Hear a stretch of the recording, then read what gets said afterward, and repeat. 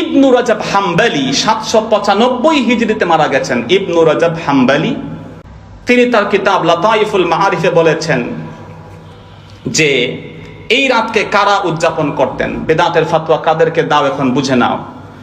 ইবনু রাজাব হাম্বলি বলেছেন ওয়া লাইলাতুন নিসফি মিন শাবান কানাত তাবিউনা মিন আহলি শাম কা খালিদ ইবনে মা'দান ওয়া মাকহুল ওয়া লুকমান ইবনে আমির ওয়া গায়রিহিম ইউআজ্জিমুনাহা ওয়া ইয়াজতাহিদুনা ফিহা ফিল ইবাদাহ।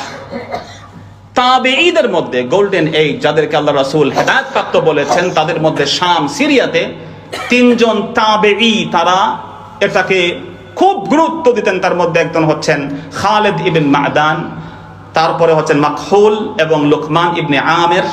তারা এই রাতকে গুরুত্ব দিতেন, মসজিদে আসতেন, ইবাদত বন্দেগী করে করে কাটাতেন, দিনের বেলা রোজা রাখতেন। বলেন সুবহানাল্লাহ।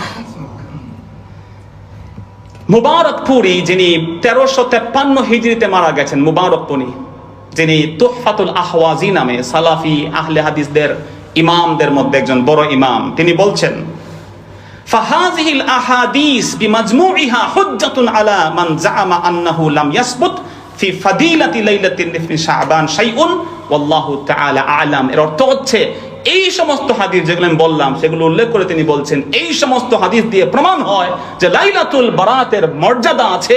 যারা এগুলোকে বেদাত বলে, মানুষকে বিভ্রান্ত করে, মসজিদ তালা মেরে দেয়, যে মসজিদে লাইলাতুল বারাতের মাহফিল হয় এগুলোকে বেদাতি মসজিদ বলে, তাদের বিরুদ্ধে বড় দলিল। বলেন সুবহানাল্লাহ। তোমার ইমাম বলছে এটা। মুহতারাম হাজিরিন, শুধু তাই না, শেখ ইবনে তাইমিয়া তার ফতোয়া আল কুবরার মধ্যে বলেছেন, ইবনে তাইমিয়া তো ক্রেজি, মানে তার ব্যাপারে সব ক্রাশ খেয়ে গেছে। ইবনে তাইমিয়া বলছে যা ওইটা গ্রহণ করে, আল্লাহ রাসূল হাদিস কোথায় দরকার নাই। তাইমিয়া বলছে মানে আমি ইবনে তাইমিয়ার অনুসারী। তিনি বলছেন ইজা সাল্লাল ইনসান লাইলাতান নিসফি মিন শাবান ওয়াহদাহু আও ফি জামাআ খাসসা কামা কানা ইয়াফআলু তাওয়াইফুম মিনাস সালাফ ফাহুয়া আহসান। তিনি বলছেন যে লোকজন যে জমা হয়ে অথবা একাকী এই রাতে ইবাদত বন্দেগী করে, এগুলো আহসান, অত্যন্ত উত্তম কাজ। সুবহানাল্লাহ।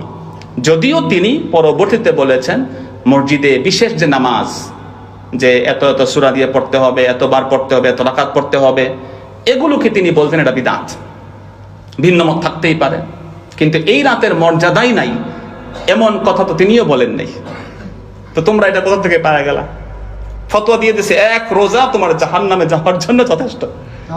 শবে বরাতের রোজা রাখা মানে জাহান্নাম। আর আবার রাসূল বলছেন প্রতি মাসে 13, 14, 15 আইয়ামে বিদের রোজা। আরে বাবা, এটা তো এমনিতেই পড়ে যায় বিদের রোজা। যদি কেউ রেখে ফেলে তুমি জাহান্নাম দিয়ে দিলা। একদল বেচতেছে জান্নাতের টিকিট, আর একদল বিক্রি করা শুরু করছে জাহান্নামের টিকিট। আল্লাহ আমাদেরকে মাফ করুন, চলে বলো আমিন। আল্লাহ এনাদেরকে কিভাবে অ্যাপয়েন্টেড করেছে আমি জানি না।